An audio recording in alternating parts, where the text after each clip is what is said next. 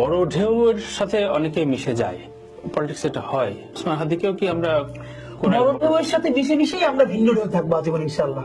আচ্ছা, এটা এই স্বতন্ত্র বোধটা এই জন্য বলতে পারি যে এটাকে আমি বরিশালের ভাষা বলি খয়রাইত্যপনা, মানে ছোট লোকি যেটা বলে মানুষের বিভিন্ন ধরনের আকাঙ্ক্ষা বা অথবা বলে যে এক ধরনের ই থেকে যে এইটা আমি পাই নাই, হতাশা বোধ। আমার লাইফে না এরকম কোন হতাশা বোধ নাই, মানে আমি জীবনে এমন কিছু পাই নাই।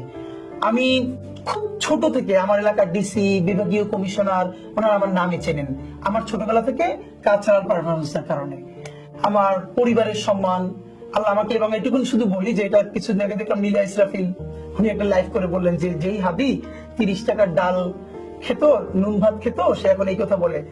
আপনি ওনাকে অনার জানাই বলি, এই গণ অভ্যুত্থানের কেন্দ্র করে যেই কয়টা মুখ পরিচিত হয়েছে এর মধ্যে যদি একটা মুখ থাকে যাকে আল্লাহ মাশাআল্লাহ খুব ভালো সার্ভিস অনেক আগে থেকে দিয়েছিল, সেটা হাদি।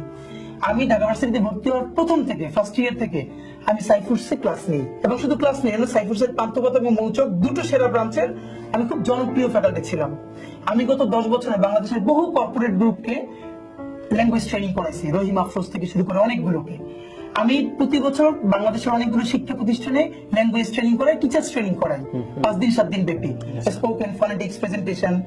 এবং আমি এখন একটা ইউনিভার্সিটির ফ্যাকাল্টি, আমি আমার চাকরি ছাড়ি নাই, প্রাইভেট ইউনিভার্সিটির ফ্যাকাল্টি। বরং গণ অভ্যুত্থানের পরে যার কামাই কমে গেছে সেই ছেলেটা আমি, কারণ গত 1.5 বছর ধরে আমি কোনো কোচিং এ ক্লাস নেই না।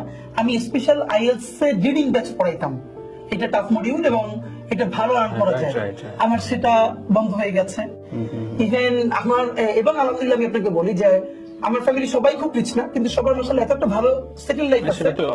আমি অনেকদিন কিছু না করলে ইনশাআল্লাহ আমার বাজার বন্ধ হবে না। হ্যাঁ, আমার অনেকে বিদেশ থেকে বলি, আমাকে 3 দিন আগে ইউএস থেকে এক ভাই দেশে আসবেন, প্রচন্ড পছন্দ করে আমাকে, তখন আমাকে ফোন করে বললেন ভাই আপনি কিন্তু আপনার জন্য না বলতে পারবেন, আমি কিন্তু আইফোন 17 নিলাম। আমি বললাম ভাই আপনার হাতে পায়ে ধরি, এইটাই নিন না, আপনি আমাদের সবার জন্য চকলেট নিয়ে আসেন। আমার যদি এটা দরকারি হয়, আমার ভাই সে ইন্টারন্যাশনাল মেডিকেল ট্যুরিজম করে, প্রতি মাসে সে 2টা ট্রিপ বিদেশে যায়। কি হয়েছে আমি আপনার মজার বলি, সে আমার বিয়েতে আমার একটা অনেক দামি ওয়ালেট দিচ্ছিল। কিন্তু আমার হিসাবটা কি জানেন, যেইটা আমি 3000 টাকায় করতে পারি এটা না আমি 13,000 টাকায় করতে চাই না। আমার হিসাব হলো ওইটা আমি 3000 টাকা করে বাকি 10,000 টাকা আমার যেই আত্মীয় ডাক্তার দেখাইতে পারতেছে না, ডাক্তার দেখাইছে ওষুধ কিনতে পারতেছে না, আমি ওইখানে ডোনেট করতে চাই। সেই বিয়েতে আমার অনেক দামি একটা ওয়ালেট দিল, আমি 6 মাসেও ব্যবহার করি না, তারপরে সে আবার বলে যে তুই এটা ব্যবহার করতে পারবি না, আমি নিয়ে ব্যবহার করি।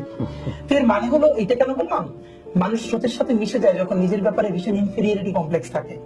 আলহামদুলিল্লাহ আমি এবং আমাদের টিমের মধ্যে কারো ইনফেরিয়রিটি কমপ্লেক্স নাই।